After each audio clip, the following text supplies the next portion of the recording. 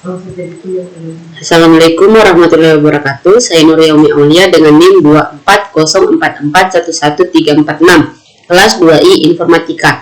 Jadi di sini saya akan menjelaskan tentang database. Jadi materi yang ingin saya bawakan di sini adalah pengertian database, komponen utama database, jenis-jenis database, sistem manajemen basis data, struktur data dalam database, bahasa query atau SQL, keamanan dan integrasi data. Jadi, pengertian database atau basis data adalah kumpulan data yang disimpan secara sistematis dalam media penyimpanan digital dan dapat diakses serta dikelola dengan mudah oleh pengguna atau aplikasi. Data dalam database biasanya terorganisir dalam bentuk tabel yang terdiri dari baris dan kolom, sehingga memudahkan pencarian, pengolahan, dan analisis informasi. Selanjutnya ada komponen utama database, terdiri dari 5 komponen. Yang pertama ada data, perangkat lunak, perangkat keras, pengguna, dan yang terakhir prosedur. Jenis-jenis database.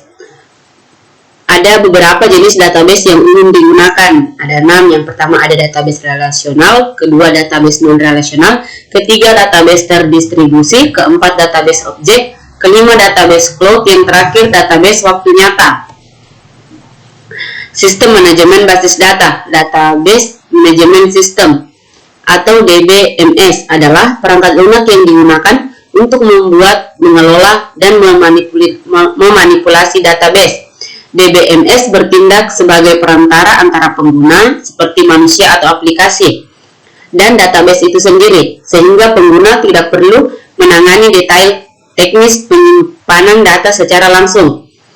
Adapun fungsi dan jenis-jenis DBSM. Fungsi utama DBSM adalah penyimpanan dan pengambilan data, pengelolaan data, keamanan data, integritas dan konsistensi data, backup dan pemulihan. Yang terakhir ada pemrosesan transaksi. Jenis-jenis DBSM ada 5. Yang pertama ada relational DBSM, NoSQL DBSM, Hierarchical DBSMS, Network DBMS, Objek-objek atau Oriented DBMS. Struktur data dalam database. Struktur data dalam database merujuk pada cara informasi disusun, diatur, dan disimpan agar tidak diakses dan dimanipulasi secara efisien. Dalam konteks database relasional, struktur data utamanya adalah tabel. Terdapat beberapa elemen penting yang terbentuk struktur tersebut, yaitu tabel, kolom, baris, primary key, kunci asing dan relasi antar kabel.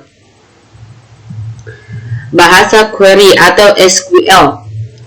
Structured Query Language atau SQL adalah bahasa standar yang digunakan untuk mengelola dan memanipulasi database relasional. SQL memungkinkan pengguna untuk membuat, membaca, memperbarui, dan menghapus data di dalam sebuah sistem manajemen basis data atau DBMS.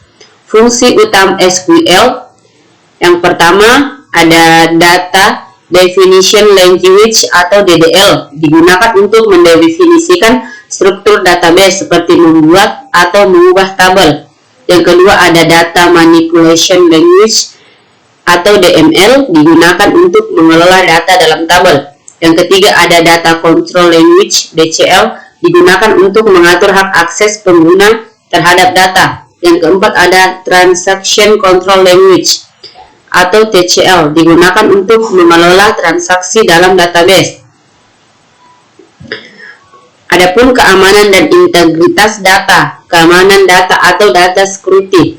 Beberapa aspek penting dalam keamanan database meliputi autentikasi atau authentication, otoritas atau authorization, inskripsi atau encryption, audit dan login, backup dan recovery.